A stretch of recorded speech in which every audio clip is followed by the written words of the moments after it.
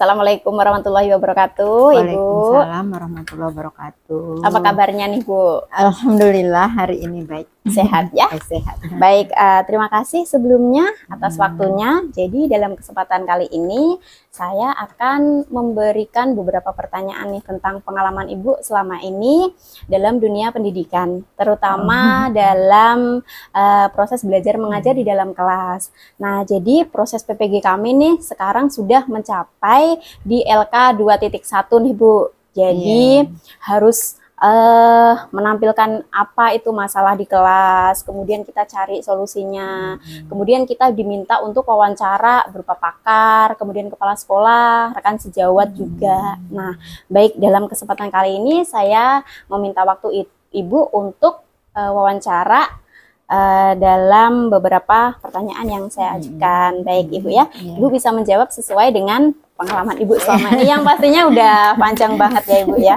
Baik, nah menurut Ibu nih, pengalaman Ibu, berapa sering nih Ibu menemui masalah yang terjadi dalam kegiatan pembelajaran di kelas? Seberapa sering Ibu menemui masalah? Iya, selama Ibu melaksanakan tugas kan sudah sangat panjang. Baik. Di akhir-akhir masa tugas tentunya memang banyak hal-hal yang Ibu alami di kelas. Terutama ini tadi Bu Napi kan masalahnya di pembelajaran matematika ya. Baik, ya. Pembelajaran matematika ini masalahnya beragam. Pertama, kalau kita berada di kelas 5, ketika mengajar di kelas 5 itu, apa sih yang kita kesulitan di kelas 5? Ternyata sebagian besar anak-anak di kelas 5 itu belum mumpuni pelajaran yang seharusnya sudah mereka terima di kelas bawahnya. Kemampuan dasarnya kemampuan dasar gitu ya, Bu, ya, kurang tidak kuat kurang kuat. gitu. Jadi ini menurut pengalaman Ibu, menurut interpretasi Ibu ya, ini kesalahan bukan hanya di murid, kesalahan besar itu ada di guru. Iya, baik. Jadi akar permasalahan itu tetap pada guru ya, Bu ya. Kalau guru udah baik dalam kegiatan pembelajaran, pasti anak juga baik gitu ya, Bu ya.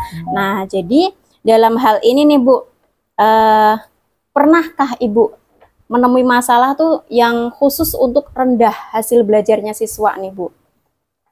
Kalau kita beri pelajaran ya, kemudian pas di akhir kan ada evaluasi, ada ulangan, kita akan lihat, oh hasilnya ternyata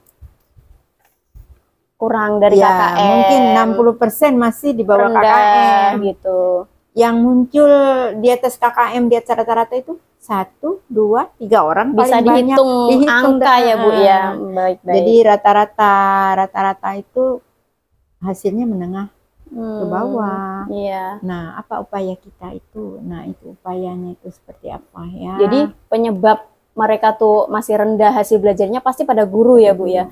Di antaranya mungkin dalam kegiatan pembelajaran guru tuh kurang penanaman konsep, kemudian apalagi misalnya, Bu, apakah berhubungan dengan media misalnya, Bu? Ya, dia saling terkait antara penanaman konsep, kemudian media, kemudian apa ya, metode mengajarnya kurang tepat gitu ya, Bu. Kalau kita hanya dengan ceramah mungkin anak bosan pasti ya, Bu ya. Apalagi anak zaman sekarang nih, anak milenial, pasti kita harus paling enggak kita pakai TIK ya, Bu ya. Nah, kalau hanya dengan ceramah pasti bosan kan, Bu. Nah, sekarang nih, Bu, saya kan sudah menggunakan TIK nih, Bu. Tapi kadang hasil belajar anak tuh masih rendah nih, Bu. Jadi apakah saya harus menambahkan usaha lagi dalam kegiatan belajar itu? Apa dengan model pembelajaran apa yang harus saya pakai nih, Bu, dalam kegiatan pembelajaran itu tuh, Bu? Sebaiknya kita tambahkan dengan model pembelajaran yang berbasis pemecahan masalah atau problem based learning ya. Jadi, yang biasa kita sebut PBL itu, Bu ya, problem based learning. Betul. Jadi misalnya contohnya Ibu Napi ingin masalah apa yang dibahas di sini dalam hal ini nih, iya betul, keliling lingkaran. Jadi anak tuh kadang lupa rumus keliling apa, kemudian untuk menentukan jari-jari aja kadang bingung. Mereka bingung membedakan mana jari-jari, mana diameter gitu Bu. Jadi untuk masuk ke rumus pasti udah salah gitu Bu. Begini, sebenarnya memang kelas 5 itu sudah mulai abstrak ya. Betul. Jadi alat peraga sudah bisa abstrak. Kalau kita menggunakan TIK melalui layar proyektor ya, dia mungkin sebagian besar sudah mulai paham. Tapi masih ada tapinya. Ada anak yang memang baru dapat dia menerima pelajaran ketika dia yang mengerjakan, dia yang mencoba bendanya. Contoh, apa sih alat peraga yang paling konkret ketika kita berhadapan dengan anak yang lambat ini? Coba kita bawa sepeda ke depan kelas. Bawa aja sepeda. Betul. Anak-anak pasti tahu namanya jari-jari sepeda. Baik-baik. Nah ini jari-jari sepeda. Ini roda kan lingkaran, keliling. Betul. Kan, keliling. Yeah. Nah kalau dia tahu itu jari-jari itu dari apa titik as sepeda itu ke pinggir roda itu kan, nah ini jari-jarinya banyak. Anak-anak ngitung, coba hitung jari-jarinya banyak kan, sepanjang ini kita buat jari-jari. Sekarang gimana jari-jari itu kita beri pertanyaan. Kalau ibu tanya garis tengah sepeda ini gimana? Tentu dia akan menjumlahkan dua jari-jari. Betul, lebih konkret. Nah sekarang kita menggunakan benang, biasa disuruh ya, kalau misalnya kita buat gambar lingkaran, kita buat tarik benang, ikutin lingkarannya. Nah, coba ban sepeda tadi, kita pakai tali 2, ikutin lingkarannya, tadi jari-jarinya berapa, jari-jarinya berapa. Kira-kira kalau kita ukur dengan jari-jari, anak-anak kelilingnya gimana? Pasti dia tahu kan, oh ini kelilingnya nyata dengan ukuran, gitu, dengan ukuran benang itu. Kemudian jari-jarinya tadi berapa? Jadi keliling ini berapa kali jari-jari, berapa kali jari-jari. Betul. Nah, kan rumusnya kan itu untuk menemukan rumus kan? Iya, Ibu. Dapat anak dapat konsep nih Bu. Jadi anak harus paham dulu itu Bu ya. Jadi dengan menggunakan kita benda konkret. Betul. Jadi nggak cuma di awang-awang lingkaran, jari-jari, diameter seperti itu. Berarti kita memang harus bawa pakai sepeda, media ya Bu ya. Yang paling nyata. Kita sudah tahu sebenarnya dari tangan vektor, kalau anak cerdas, oh ini penceritakan bisa dibantu dengan alat itu ya. Betul. Ini dari sini ke sini ini jari-jari, ini dari sini ke sini lingkaran. Tapi kalau di proyektor kan kita sulit untuk mengukur dengan benang atau tali. Benar. Tapi kalau benda nyata, anak mulai belajar mengukur sendiri nih Bu, kemudian menghitung sendiri. Dapat menemukan rumus. Betul. Baik Ibu, terima kasih jawabannya. Hebat sekali. Karena memang udah praktekkan itu Bu di kelas. Jadi harus saya praktekkan nanti. Betul. Kemudian kira-kira apa Bu kelebihan dan juga kekurangan dari model tersebut itu? Kekurangannya waktu. Benar. Kita harus siap dengan membawa alat peraga yang nyata tadi di depan kelas. Jadi gurunya memang lebih sibuk. Waktu. Kemudian memang akan memakan waktu ketika KBM. Anak kan ngukurnya lama, pasti waktu. Sedang alokasi waktunya terbatas ya Ibu, dan satu hari itu nggak bisa kita habiskan hanya untuk matematika nih Bu, ada tematik, ada yang lainnya gitu. Jadi itu caranya ketika sudah kita menyampaikan pelajaran dengan waktu. Nah, oh ini ada yang masih ini kita tambahan waktu di remedial, kita kupas terus itu. Baik. Jangan berpatokan dengan waktu yang ada itu. Lebih fleksibel ya Bu ya jadi. Jadi kekurangannya ada di waktu nih. Kemudian kelebihannya nih Bu. Kelebihannya konsep itu akan tertanam baik, lama, sampai kapanpun dia akan mengingat gurunya. Dulu guru aku itu SMP SMA dulu Bu Nafi itu ngajarnya ini sampai kapanpun dia akan ingat. Betul. Dan pasti itu saya rasakan benar Bu. Iya. Jadi guru saya waktu di SD menanam konsep tuh kalau praktek memang nyata Bu. Sampai sekarang jadi saya tularkan lagi lah ke anak-anak gitu. Memang tertanam betul di otak. Betul, baik Ibu, terima kasih. Nah, tadi kan berupa masalah rendahnya hasil belajar nih Bu. Nah, yang masalah kedua nih Bu tentang keaktifan siswa nih Bu. Kadang kita udah pakai proyektor nih Bu, siswa hanya duduk, hanya menyaksikan, jadi mereka kurang aktif nih Bu. Nah, hanya beberapa indikator nih Bu tentang keaktifan siswa. Di antaranya itu seperti menjawab pertanyaan guru, kemudian bertanya nih Bu. Nah, jadi hal apa nih Bu yang menjadi penyebab siswa kurang aktif dalam kegiatan pembelajaran? Pertama ya, kita memang untuk biasakan murid itu waktu berani bertanya itu kita mulai dari kita dulu bertanya, kita pancing, dia akan menjawab. Besok pun seperti itu, besoknya lagi itu secara kontinu kita berikan pertanyaan. Sekarang gilirannya siswa bertanya kepada kita. Jadi kalau merasa di mana ya kesannya, oh tadi ketika kita lihat kita berikan soal dalam bentuk esai, kemudian dia kurang paham, nah dia tentu akan bertanya. Dia mulai berani. Kemudian kita harus melayani mereka. Harus dengan sabar iya, ya. sabar. Harus Telaten. Bu, pasti ini gimana Bu? Padahal ngerasa lah pernah nih gini nah. Nah, kita cut bahasa itu. Ya belum tahu ya. Tadi kan Ibu jelaskan tadi begini-begini ya. Sekarang Ibu jelaskan ulang ya. Coba seperti ini. Nah, gimana paham nggak? Memang bahasa kita itu yang harus melindungi dia. Jadi nggak boleh ada bahasa-bahasa yang sifatnya agak kasar gitu ya Bu ya. Justice, ngatain anak tuh nggak boleh ya Bu ya. Anak tuh pada dasarnya pintar dan kita paham. Tidak semua senang matematika, harus paham. Jadi kita harus di mana sih potensi ini? Kalau dia memang matematikanya itu agak lemah, pasti ada sisi dia. Itu yang kita gali nanti. Oh baik. Ya? Nah Bu, dalam keaktifan siswa nih, kebetulan saya mengangkatnya pada materi bangun ruang nih Bu. Jadi kira-kira model pembelajaran apa ya Bu cocok untuk materi tersebut nih Bu, biar siswanya aktif, mau presentasi gitu Bu.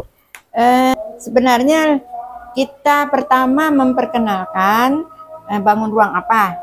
Nah sekarang bangun ruang yang di kebetulan apa? Prisma dan Limas nih Bu. Kadang anak-anak masih bingung nih Bu, mana Prisma, mana Limas gitu kan. Jadi begini. Kalau Ibu dulu ya, memang Ibu gambar dulu kan tidak pakai ya, gambar. Yang kita gambar balok dulu.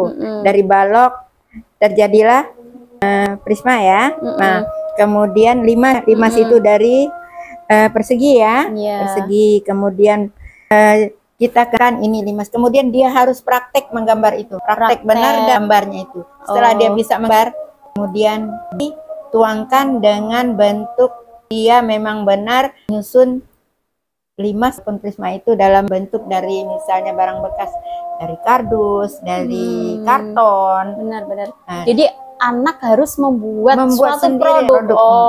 Benar-benar. Oh ini kemarin aku buat limas ya. Nah, kemudian limasnya begini. Kemudian ada tinggi limasnya begini. Kemudian cara gambarnya menentukan titik puncak limas seperti ini. Kemudian menghitung alas, kemudian hitung supnya dihitung. Nah kalau dia merangkainya dengan jari dengan rusuk-rusuk dengan lidi misalnya, nah dapat dia ngitung 1, 2, 3, 4, 5, benar 6, 7, 8. Jadi memang harus ada benda krit ya Bu. Kalau cuma gambar 2 dimensi mungkin bingung Ibu untuk menghitung rusuknya berapa gitu. Betul. Jadi harus anak itu membuat suatu karya ya Bu. Proyek gitu ya Bu ya. Jadi lebih condong ke model pembelajaran PJBL. Project based learning. Oh begitu, baik Ibu. Karena sulitnya menanamkan matematika kan otomatis kita harus punya cara yang lebih. Tidak bisa dengan betul. Hanya mendengarkan memang sulit Ibu. Jadi kekurangan dari model PJBL ini pasti tentunya sama ya Bu ya. Waktu ya Ibu ya. Waktunya kemudian akan mungkin yang lama. Masih perlu alat-alat. Betul. Kalau jadi usaha orang guru itu meminimalisir jangan menggunakan dana besar. Kalau tidak pakai dana anak bisa itu. Alat yang ada dan yang tidak membebani orang tua, pembelajaran tercapai gitu. Baiknya, oh bisa ini bekas jajan nih, ini anak dikumpulkan nih Bu, buat gitu. Baik Ibu, terima kasih. Seluruh pertanyaan saya sudah dijawab oleh Ibu, sangat baik dan senang. Semoga jawaban Ibu dapat berimbas baik saya dan tentunya dalam kegiatan pembelajaran di kelas hasil lebih baik. Mudah-mudahan Bu Nafi nanti setelah kegiatan PPG menjadi guru yang memang sangat diperhitungkan di sekolah kita. Ya. Baik, Ibu. Pokoknya kalau di besar ini bukan guru yang pintar, bukan guru yang Ibu perlu guru yang sangat pintar di sekolah dasar, tapi guru yang memang punya keikhlasan, kemudian waktu yang lebih untuk siswa. orang Belitung itu ada pepatah ya, kawi itu artinya guru tidak pernah menyerah, tidak pernah pantang menyerah.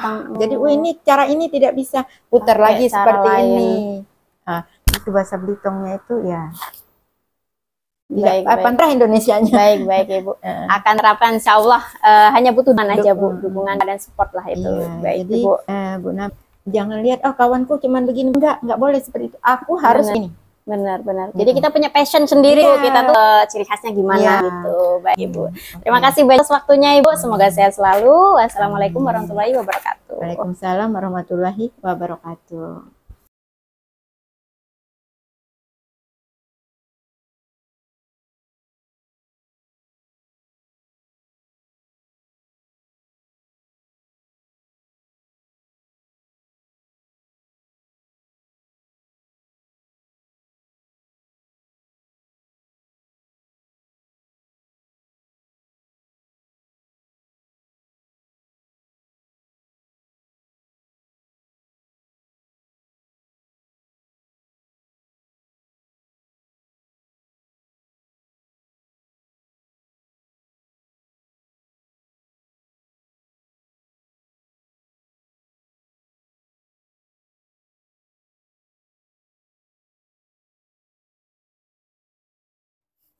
Baik, assalamualaikum warahmatullahi wabarakatuh, Bapak. Waalaikumsalam warahmatullahi wabarakatuh. Gimana Bapak, sehat? Alhamdulillah sehat. Alhamdulillah, tetap semangat ya Bapak ya. Semangat. Baik, sebelumnya saya ucapkan terima kasih karena Bapak sudah bersedia meluangkan waktunya nih untuk menjadi narasumber saya dalam kegiatan melengkapi tugas LK saya pada LK 2.1 ini, yaitu dalam LK tersebut saya harus mewawancarai beberapa misalnya kepala sekolah, kemudian pakar pendidikan, kemudian juga guru senior. Nah, Bapak termasuk salah satu yang saya pilih untuk menjadi narasumber saya pada siang hari ini, Bapak.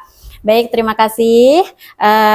Dalam beberapa menit ke depan, saya akan menyampaikan beberapa pertanyaan yang mungkin pertanyaan ini setiap hari Bapak temuin dalam kegiatan pembelajaran di kelas. Jadi Bapak bisa menuangkan pendapat Bapak di sini dan juga saran-saran Bapak di sini pasti akan saya tampung dengan senang hati gitu, Bapak. Baiklah Bapak, untuk pertanyaan yang pertama nih Bapak, menurut pengalaman Bapak selama ini nih, seberapa sering sih Bapak menemui masalah yang terjadi dalam kegiatan pembelajaran di kelas? Pengalaman saya dalam pembelajaran di kelas itu hampir setiap hari menemui permasalahan pembelajaran. Baik, setiap hari pasti ada masalah, pasti gitu. ada masalah. Pasti ada saja Bapak ya masalahnya. Nah, kemudian kita lebih mengerucut lagi nih. Pernah nggak atau seberapa sering juga Bapak menemui masalah tentang rendahnya hasil belajar siswa? Itu sering sekali. Pertama, kurang tercapainya namanya KKM dalam pembelajaran itu mungkin ada beberapa hal yang dapat menyebabkan rendahnya pencapaian siswa untuk pembelajaran ini, sehingga mereka ada beberapa siswa yang tidak mencapai KKM dalam pembelajaran. Tidak mencapai KKM itu sebuah PR guru ya Bapak. Gimana caranya nih siswa supaya dapat mencapai KKM Bapak? Nah, kemudian lebih menjurus lagi pertanyaan saya yang ketiga, yaitu menurut pengalaman Bapak nah ini, pernahkah Bapak menolak tentang rendahnya hasil belajar siswa mata pelajaran matematika nih Bapak pada khusus? Dalam matematika, permasalahan itu seringkali saya jumpai dalam pembelajaran matematika, terutama untuk pencapaian nilai itu banyak yang tidak mencapai, banyak yang mendapatkan nilai yang rendah. Betul. Sehingga tidak mencapai KKM. Betul.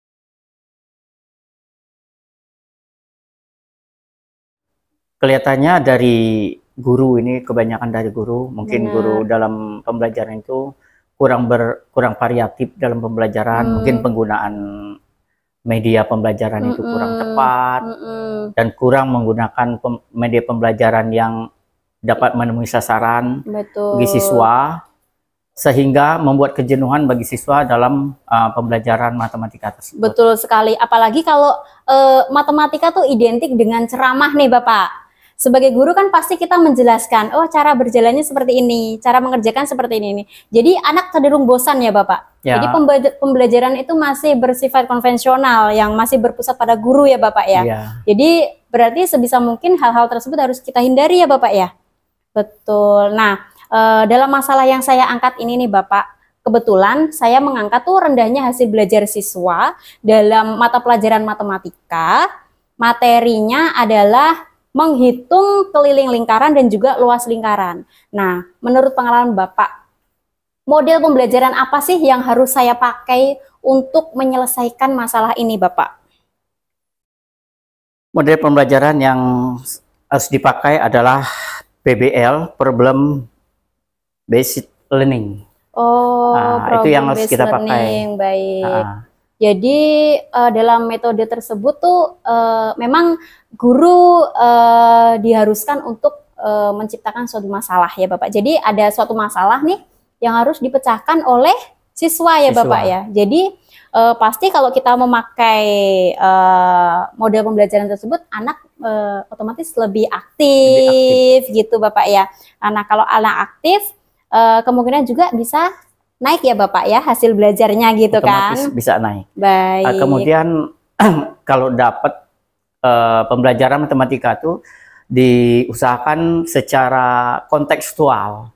Kontekstual itu adalah pembelajaran matematika yang kita kaitkan dengan kegiatan sehari-hari. Oh betul. Jadi mereka langsung dapat melakukan atau melakukan praktikum penggunaan atau memecahkan masalah dalam matematika dalam kehidupan sehari-hari. Nah, itu yang lebih kontekstual, itu lebih dekat pada siswa. Oh, jadi anak tuh lebih terkesan gitu ya Bapak ya? Iya, karena terkesan. Mereka mengalami kegiatan itu sehari-hari gitu. Jadi mereka menyelesaikan juga gitu ya Bapak ya. Baik, terima kasih Bapak. Kemudian nih pada masalah saya yang kedua.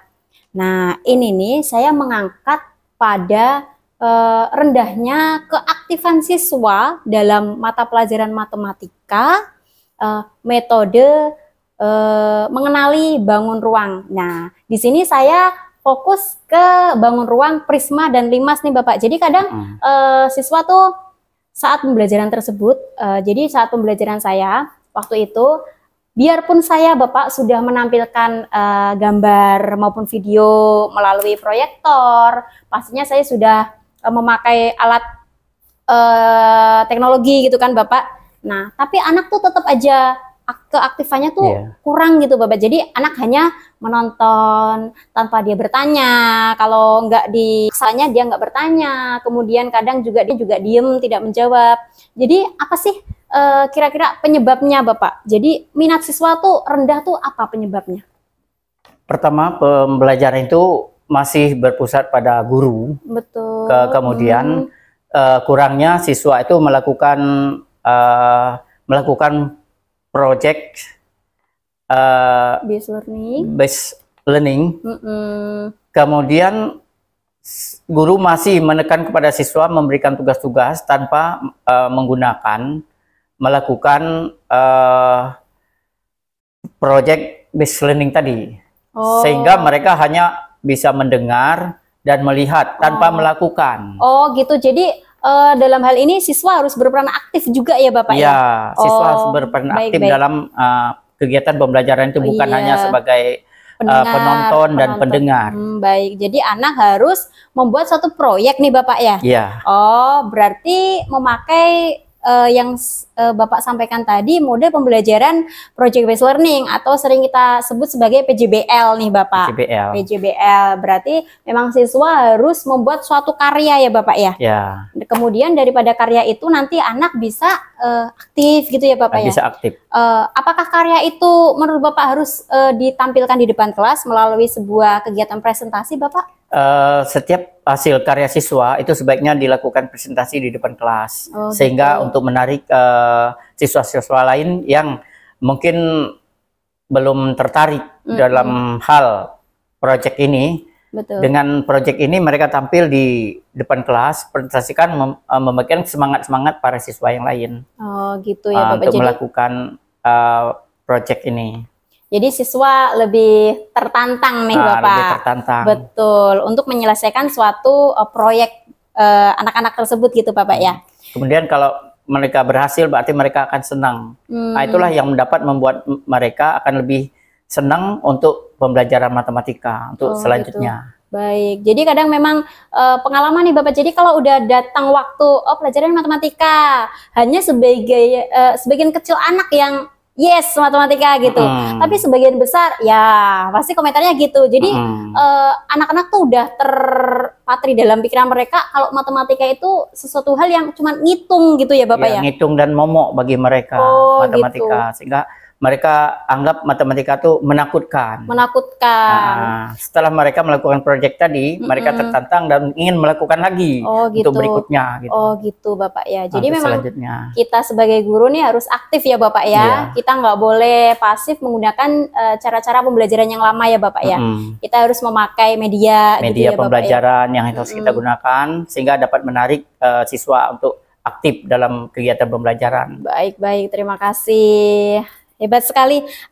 Terima kasih Bapak. Jadi semua pertanyaan sudah saya ajukan kepada Bapak. Jawabannya hebat sekali dan tentunya pasti akan sangat bermanfaat bagi saya dalam kegiatan pembelajaran saya ke depannya. Baik, terima kasih banyak Bapak atas waktunya. Saya doakan semoga sehat selalu. Jika di kemudian hari ada lagi sesi wawancara, pasti saya akan semangat untuk memilih Bapak lagi menjadi narasumber saya. Baik Bapak, terima kasih atas waktunya. Wassalamualaikum warahmatullahi wabarakatuh. Assalamualaikum warahmatullahi wabarakatuh. Waalaikumsalam warahmatullahi wabarakatuh. Bapak, saya ucapkan terima kasih nih udah mau menjadi narasumber dalam kegiatan wawancara saya ini. Jadi Bapak gimana, sehat?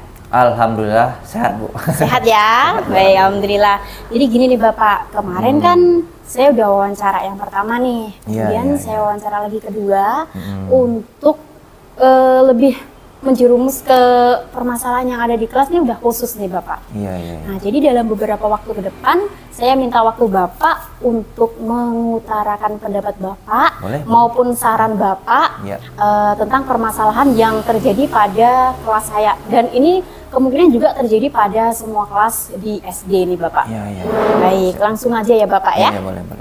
Untuk yang pertama nih Bapak, menurut Bapak seberapa sering Bapak menemui masalah yang terjadi dalam kegiatan pembelajaran di kelas? Kalau menemukan masalah sih hampir sering Bu ya, hampir sering. Setiap hari mungkin kalau kita menemukan masalah, karena memang kan setiap hari itu kan pembelajarannya berbeda, terus materinya berbeda juga, terus kondisi siswanya juga berbeda ya. Masalah itu pasti ada lah Bapak ya. Nah kemudian nih dari masalah itu tuh saya lebih spesifik nih Bapak ke masalah rendahnya hasil belajar siswa. Pastinya kita sebagai guru setiap hari mengalami itu ya Bapak ya. Pasti. Hasil belajar siswa rendah, kurang dari KKM gitu kan. Nah menurut Bapak nih, apa sih penyebab anak-anak tuh sampai hasil belajarnya tuh nggak mencapai KKM? Iya, memang kalau membahas masalah hasil belajar memang kan banyak faktor Bu ya. Ya mungkin faktor di kelasnya Ibu dengan kelasnya saya mungkin berbeda juga mungkin kan, karena memang faktor setiap hari tadi berbedanya. Tapi untuk kita nih sebenarnya mungkin dan metode mungkin kita kurang mungkin dalam pengajarnya, terus kita gunakan juga minimal atau kurang gitu Bu, seperti itu. Nah jadi membuat terkadang untuk materi yang kita sampaikan itu tidak mengena gitu loh siswanya tadi, tidak sampai dan akhirnya berdampak hasil belajar yang kurang seperti itu. Nah mungkin pendapat saya seperti itu. Apalagi kalau pelajaran matematika nih Bapak, kadang kan memang ada beberapa anak yang senang matematika, tapi nggak memungkiri juga banyak juga siswa nih saat pelajaran matematika mereka turun nih minat belajarnya. Jadi kira-kira hal apa sih Bapak yang bisa kita gunakan di kelas supaya anak-anak itu lebih semangat matematikanya Bapak? Untuk matematika kan memang materinya konkret Bu ya. Betul. Maksudnya memang benar-benar harus pasti gitu ya kalau matematika Bu ya. Dan juga harus mungkin sebagai guru kita juga harus menyampaikan hal yang pasti Bu. Nah misalnya contoh seperti bangun ruang nih misalnya. Nah, kita jangan hanya menyampaikan misalnya bangun ruang saja gitu, Bu. Kalau menurut saya mungkin bisa anak-anaknya langsung yang misalnya diajak untuk membuat bangun ruang atau membuat sesuatu yang berhubungan dengan materi matematika tadi atau membuat alat peraga mungkin bisa seperti itu, Bu. Nah, jadi anak-anak memang langsung ke pembuatan media biar anak-anak itu aktif. Oh, jadi nggak pasif juga di kelas ya. Nah, jadi yang awalnya tidak suka matematika karena menghitung saja, tapi akhirnya terpacu untuk membuat matematika yang versi bikin karya seperti itu matematikanya gitu. Seperti itu. Jadi dalam pembelajaran ini berarti saya harus memakai paling nggak tuh model pembelajaran seperti PJBL, Project Based Learning, kemudian PBL juga mengenai masalah. Anak tuh diberi suatu masalah, mereka tertarik untuk menyelesaikan masalah tersebut ya Bapak? Iya juga Bu, karena kan seperti yang kita tahu nih, juga matematika kan sangat erat hubungannya dengan kehidupan kita sehari-hari. Nah mungkin soal-soal matematika tadi kan terkadang misalnya jarak antara rumah si temannya mungkin kan, jarak rumahnya ke sekolah, itu kan juga soal-soal seperti itu sebenarnya sangat dekat dengan ini. Sehari-hari, kontekstual ya Bapak. Betul. Jadi kita harus pandai-pandai mengkaitkan masalah tersebut dengan kita, gitu ya Bapak ya. Nah, nih Bapak menurut Pak nih, saat menggunakan model pembelajaran pasti ada kelebihan dan kekurangannya. Iya. Nah, seperti tadinya menurut Bapak mencapai ke siswa yang lebih tinggi kan harus menggunakan model pembelajaran project based learning. Tentunya dalam kegiatan pembelajaran itu tuh siswa harus menyajikan suatu hasil karya nih. Nah, kira-kira kelemahannya apa, terus kelebihannya apa nih Bapak? Kalau kita bicara kelebihan dulu ya Bu ya. Kalau menurut saya nih kelebihan dari siswa diajak membuat suatu proyek atau sebuah karya itu memang dia lebih paham atau mengerti gitu apa yang sudah dia kerjakan, karena memang dia mengikuti langkah-langkahnya dari awal. Dia mengikuti misalnya membuat kubus, misalnya contoh kan dia menggunting dari awal, misalnya panjangnya sekian, terus lebarnya sekian, tidak mesti harus lebar, tidak mesti harus panjang, maksudnya beda panjangnya Bu ya. Nah, jadi memang harus dia langsung terjun ke situ Bu. Step-stepnya dia harus paham banget nih Bapak. Seperti itu. Terus jadi pemahaman siswa lebih ngena ya Bapak ya. Untuk kelebihannya. Kalau menurut saya untuk kekurangannya pengkondisian Bu, lebih ke pengkondisian, karena memang kan tingkat juga anak dalam kelas itu kan berbeda-beda juga. Nah, terus kita yang sendiri sebagai guru yang ada dalam kelas itu kan agak sedikit nanti kesulitan mengkondisikan misalnya si A, si B, si C-nya dalam kelas itu untuk misalnya yang satu sudah selesai tahapannya, yang satu perlu lebih lama. Bimbingan lagi lebih seperti itu Bu. Itu kelemahannya Bu. Pengkondisian waktu, pengkondisian siswanya juga. Iya, siswanya gitu ya, juga Bapak. seperti itu. Ada yang anaknya cepat, ada yang anaknya lambat. Jadi kita memang sebagai guru nih harus menjadi fasilitator yang baik ya Bapak ya, harus lebih sabar ya. Kemudian menurut Bapak itu kan kita harus satu proyek nih Bapak. Apakah siswa tersebut sendiri yang harus menyiapkan proyeknya, apa guru nih Bapak yang harus menyiapkan semuanya? Dalam konteks belajar misalnya matematika nih Bu. Benar. Seperti tadi bikin bangun nih, anak harus diproyek kan. Apakah guru yang harus tanya atau siswa sendiri nih yang terus punya ide, aku mau bikin bangun ruang nih, aku nyiapin lidi gitu misalnya, atau aku nyiapin kardus nih gitu. Jadi menurut Bapak tuh apakah gurunya atau siswanya nih Bapak yang aktif membawa alat dan bahannya? Alat dan bahannya sebenarnya untuk alat dan bahan menyesuaikan sebenarnya. Kalau misalnya materinya atau siswanya itu misalnya kelas bawah, memang kan harus kita kondisikan memang mungkin kita yang menyiapkan guru yang maksudnya media-media yang harus digunakan. Untuk yang tinggi kelas atas mungkin bisa siswanya yang menyediakan, juga bisa kita bantu mungkin untuk atau untuk media-media atau bahan-bahan yang agak sedikit sulit gitu atau kesulitan dalam menyiapkannya seperti itu. Jadi tetap guru nggak boleh lepas tangan ya Bapak ya? Tetap itu, kita arahkan. Oh gitu, baik. Terima kasih Bapak. Semua pertanyaan saya sudah Pak jawab dengan jelas, nggak bertele-tele, dan tentunya jawabannya sangat pasti bisa jadi motivasi saya untuk lebih berlagi dalam kegiatan. Dan jadi Semoga jawaban Pak bermanfaat untuk dalam kegiatan wawancara ini. Akan saya torehkan semua pada nanti LK saya pada titik 2.1 ini. Baik Bapak, terima kasih banyak atas waktunya. Sukses selalu. Wassalamualaikum warahmatullahi wabarakatuh. Waalaikumsalam warahmatullahi wabarakatuh.